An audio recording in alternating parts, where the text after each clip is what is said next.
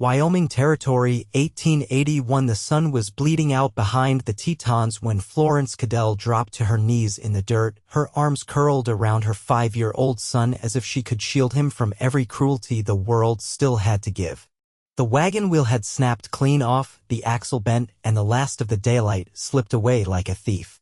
They were 3 days out from Jackson and 2 from the last sign of a fence line. Alone. Except for the boy. "Cyrus," she whispered, brushing the dust from his brow. "Mama's got you. We'll be all right."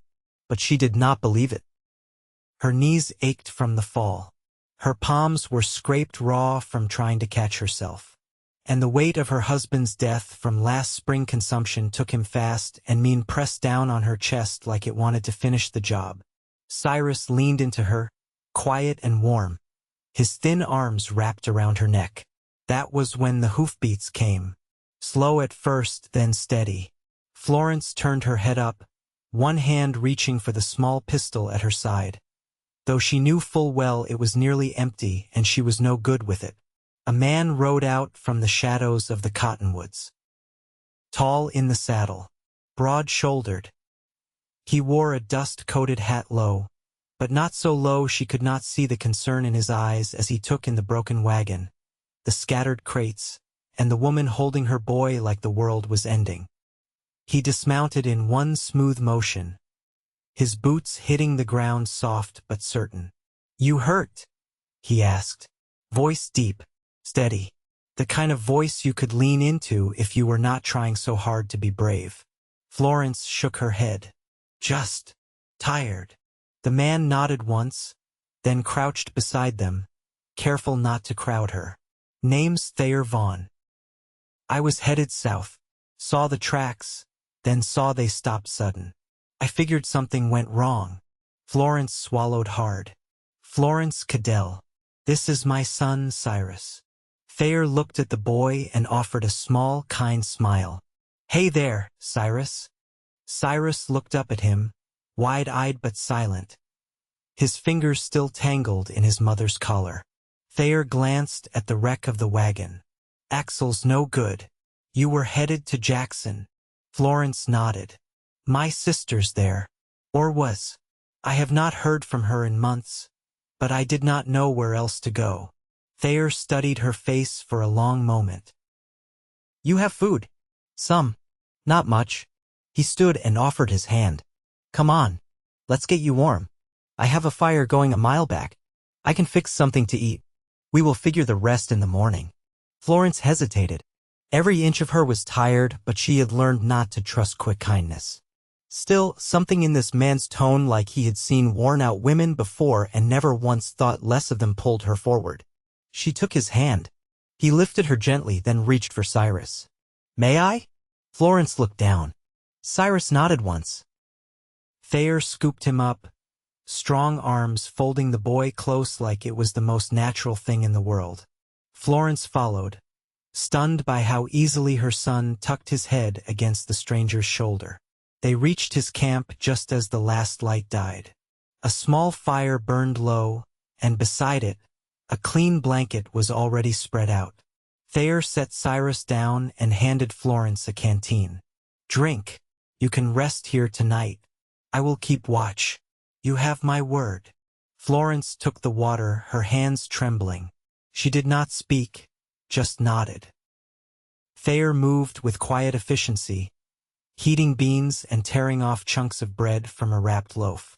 He handed her a tin plate first, then made Cyrus a smaller one, crouching down to offer it with both hands. "You like beans, partner?" he asked. Cyrus nodded again, faster this time. Florence watched them, her chest tightening. Her husband had been a good man, but sick most of Cyrus's life. The boy had never leaned against another man like that. They ate in silence, the fire crackling between them. After a while, Cyrus drifted off on the blanket, his small body wrapped in Thayer's extra coat. Florence sat across from him, the light making her eyes look even more tired than she felt. "You come from back east?" he asked. She nodded. "Illinois. My husband died in April. The farm was not ours. We had nothing left." "I am sorry." She looked at him, really looked. His face was weathered but kind. Lines around the eyes, not from anger but from sun and wind. "Why are you out here alone?" Thayer shrugged. "Looking for something better. Maybe just trying to outrun what came before." Florence nodded slowly. That she understood. They sat like that for a long while, neither pushing the silence. The fire popped once, sending sparks upward into the black sky. "You do not have to fix the wagon," she said quietly. "You already did enough." He met her eyes. "I do not leave folks behind, Florence." Something in the way he said her name made her chest ache. Like he understood how much she had been holding up on her own. Like he saw her. Not just a widow. Not just a tired mother. Her. When she finally laid down beside Cyrus, Thayer sat upright, rifle across his knees, eyes scanning the dark. And for the first time in weeks, Florence closed her eyes and let sleep come, knowing someone was watching over them. Morning would bring decisions. But for the first time since her husband died, she did not feel completely alone in the world. And neither did her boy. Florence woke to the rustle of canvas and the faint scent of wood smoke still clinging to the air. Cyrus was curled against her side, his cheek pressed to the wool coat that had kept him warm through the night. She sat up slowly, careful not to stir him, and watched as Thayer knelt by the fire, coaxing it back to life with a practiced hand. He was already dressed, sleeves rolled, the edge of his jaw shadowed with stubble that hadn't been there the night before. "You sleep all right?" he asked without looking over. "I did," she said. Her voice cracked a little, and she cleared it. "Thank you." He nodded once, then picked up the tin coffee pot and set it near the flames. "We'll need to head back to the wagon soon. I can take a look at it proper in daylight. Might be able to rig something that'll hold long enough to get you to town." Florence wrapped her shawl tighter around her shoulders and glanced toward the east where the sky was paling. "You always help strangers like this?" "No, but I don't let women and children sleep in the open with no wheels under them either." She smiled at that small but genuine. "You always this matter of fact?" Thayer looked over then, and something in his expression shifted like he was weighing whether to say more or not. "Only when I'm trying not to make folks nervous." Florence lowered her eyes. "We've had a run of bad luck." "That's so. I married young. We had a claim, but the soil turned poor. He took sick, and by the time I got him to a doctor, it was too far along. After that, there wasn't much left worth staying for." Thayer didn't interrupt. He poured coffee into a tin mug and handed it to her. It was strong bitter, but warmed her hands. "I worked a freight line out of Cheyenne for a few years," he said after a moment. "Then rode fence for a cattle outfit past Lander. That dried up last winter. Been drifting since. Looking for work? Looking for something steadier than dust." Florence glanced toward Cyrus, still sleeping peacefully. "He hasn't had much of that." Thayer's gaze followed hers. "He's a quiet one. He talks when he's sure. He's careful, like his father." Thayer didn't press on that. Instead, he stood and stretched his back, then moved to the saddlebags and pulled out a strip of dried venison. He broke it in half and handed her one piece. She took it wordlessly. "You know much about wagon repair?" he asked. "Only enough to know I'm no use at it." "I figured. But I won't lie, it's gonna take most the day to patch something safe. Might have to cut down a sapling for a brace. Bind it with rawhide. It'll hold for a while if we don't hit rough ground." Florence looked up at him. "And you'd do that? For us?" "I don't see it as a favor," he said simply. "Just something that needs doing." She studied him for a long moment, then looked away, unsettled by how steady he was.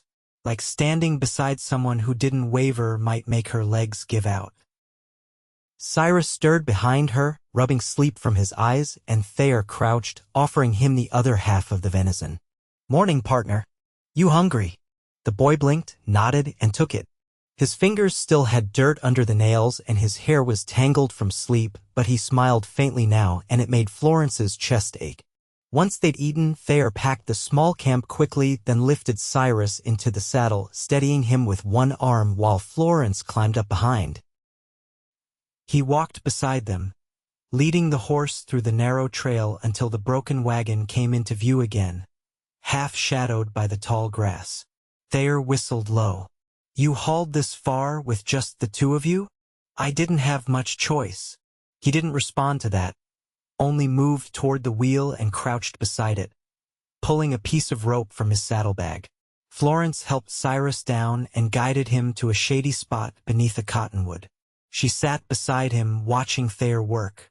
His movements were slow, deliberate, and he didn't curse once when the axle refused to budge at first. He just braced it with a stone and started shaving down a branch he'd cut from a nearby tree. Midway through the morning, Florence rose and walked over, brushing her skirt back from the dust. You want water? He wiped his brow with the back of his hand and looked up. Wouldn't say no. She handed him the canteen, and he drank, then offered it back. Their fingers brushed. You work like a man who doesn't waste effort, she said. I learned not to. Cold doesn't care how tired you are. Nor does hunger. She glanced toward the trail. You plan to keep riding south after this? I don't know yet. Florence hesitated, then rested her hand lightly on the edge of the wagon. I won't ask more than what you've already done. But if you're looking, Jackson could use men who know how to do things with their hands. He met her eyes. Is that what you want? I want my boy to sleep under a real roof. I want to stop wondering if the sun going down means something worse coming. That's all. He nodded once, then turned back to the axle. I'll get you there. The sun climbed higher. Thayer worked without complaint, and Florence brought him water when he needed it. By late afternoon, the brace held, lashed tight and reinforced with pine resin he'd rendered from a nearby stump. Florence helped pack what was left of their supplies into the back of the wagon.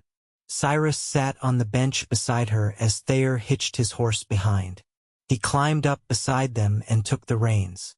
As they pulled away, the wind caught the tall grass behind them, and the broken wheel ruts disappeared into the earth like they'd never been there at all.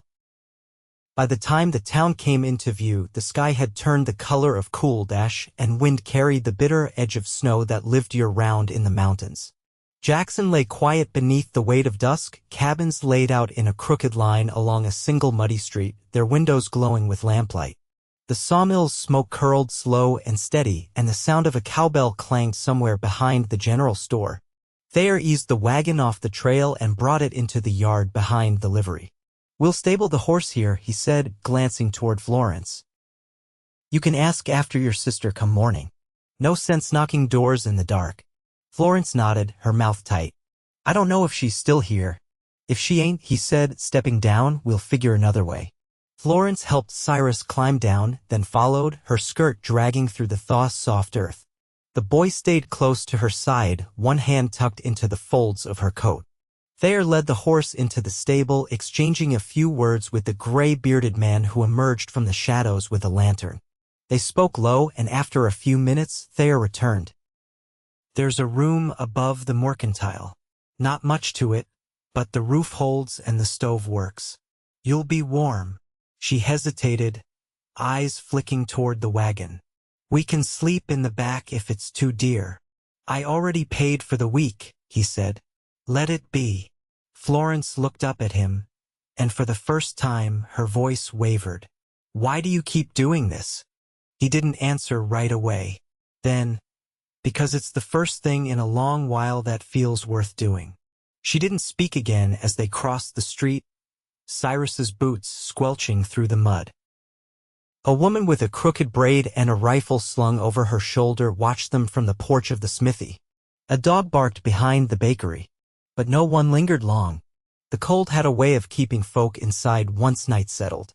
Inside the rented room, the stove clicked and hissed as Thayer fed it kindling, his movements quiet. The space was small, just a narrow bed, a stool, and a wash basin, but it was dry, and the window looked out over the rooftops and the black line of mountains beyond. Florence sat on the edge of the bed, brushing the dirt from Cyrus's cuffs. Where'll you sleep? She asked. I'll stay in the loft at the stable, Thayer said. It's warm enough. You don't have to leave. He turned from the stove, his eyes catching hers across the room. I know. She didn't look away. You're not like any man I've known. I've had enough years to stop being what I was. Florence bent to unlace Cyrus's boots. The boy had grown quiet again, his lids heavy. She eased him beneath the coverlet and tucked her shawl around his shoulders. When she straightened, Thayer was still watching her. You said you were drifting, she said. Were you looking, or just lost?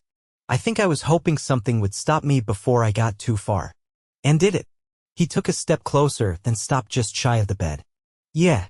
A broken wheel. A woman who didn't give up. A boy who didn't cry once. She looked down at her hands, calloused and chapped. I didn't have a choice. You did, he said. You chose to keep going. She rose, brushing past him to the window. Below, the street had gone still. The last lantern outside the saloon guttered and went dark. She pressed her palm to the glass, watching her breath fog it. My sister's name is Lorna, she said. If she's here, she'll be working at the laundry. She always had a way with boiling pots and hard water. I'll ask around at sunup. You don't have to. I want to. Florence turned. You don't know me, Thayer. I know what I've seen. That's enough to start. She crossed the floor slowly, stopping in front of him. You could have kept writing. You didn't. He met her eyes. Neither did you. Silence thickened between them, but it wasn't heavy. It was warm, like the pause between breath and heartbeat. I should get back to the stable, he said, voice lower now. Florence nodded, though part of her didn't want him to go. She reached for his hand before he could turn.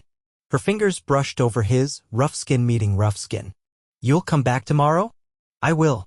He didn't press her hand, didn't pull away either. Just let the moment settle. Then he stepped back, pausing at the door. Sleep easy, Florence.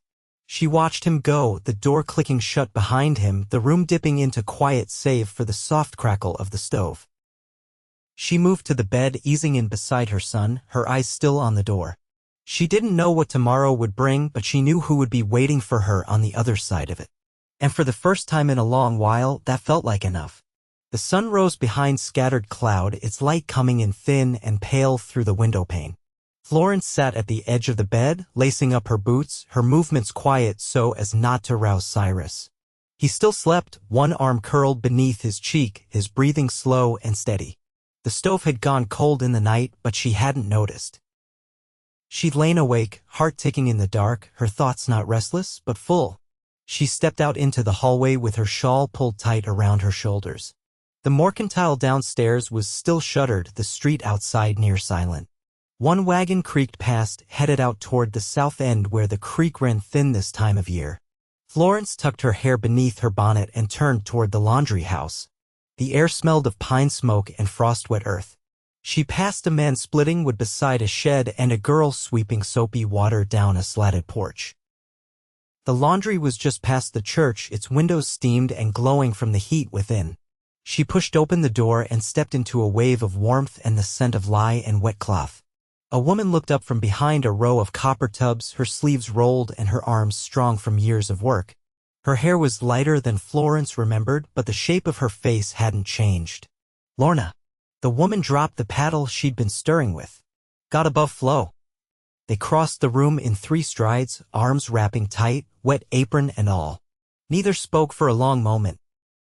When they pulled back, Lorna pressed a hand to her sister's cheek. I figured you were still back east. I was. Eli passed in the spring. The boy and we came west.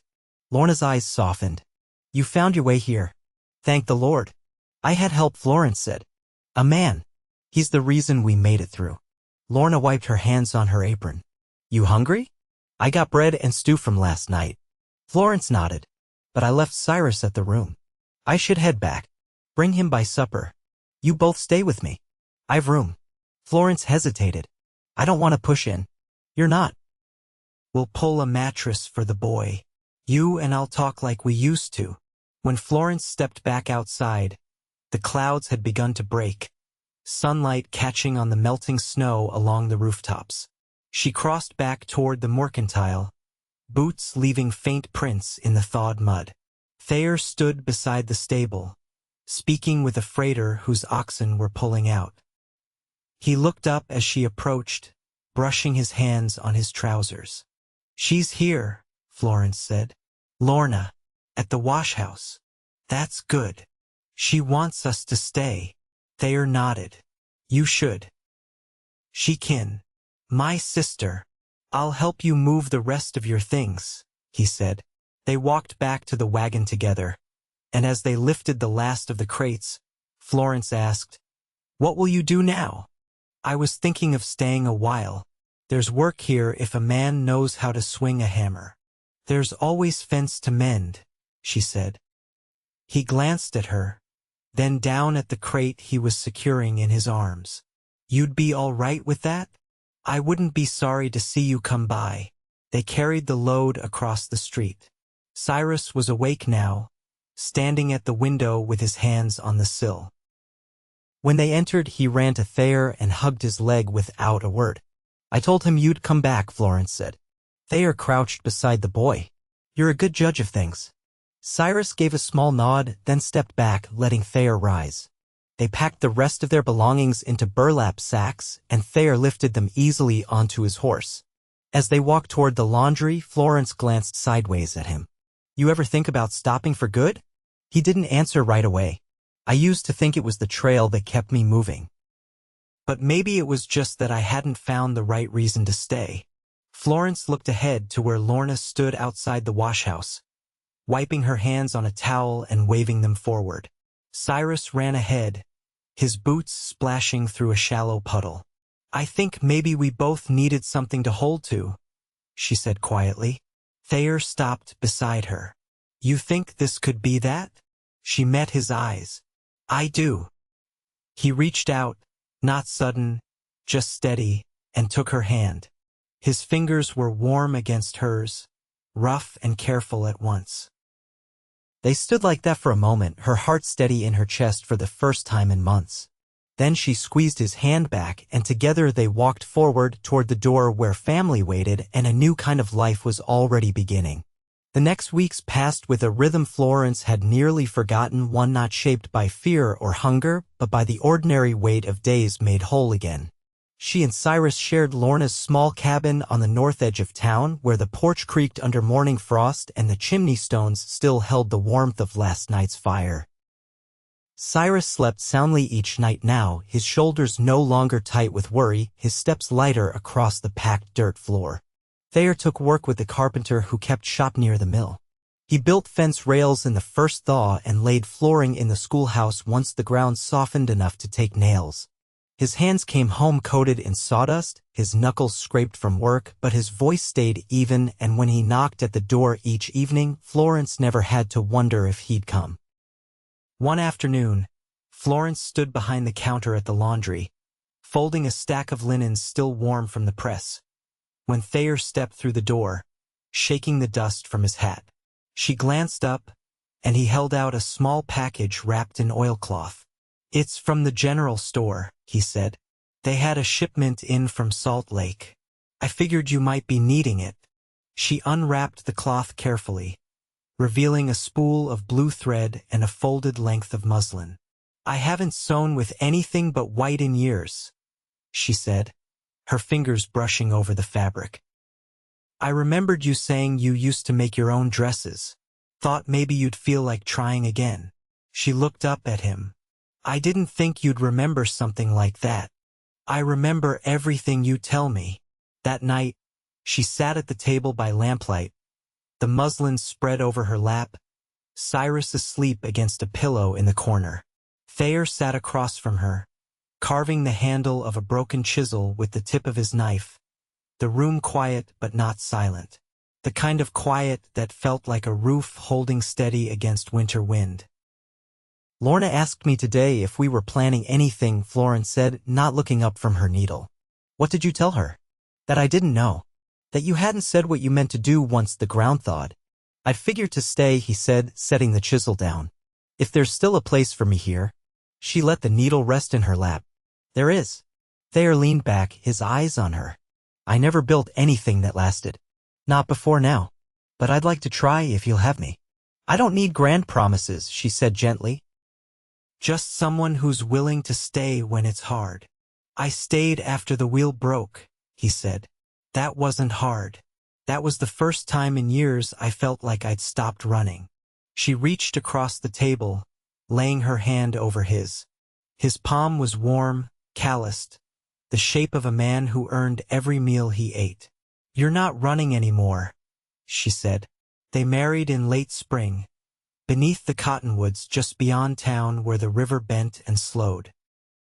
Lorna stitched the hem of Florence's new dress, and Cyrus carried a bunch of wildflowers he'd picked himself, his smile missing its front teeth.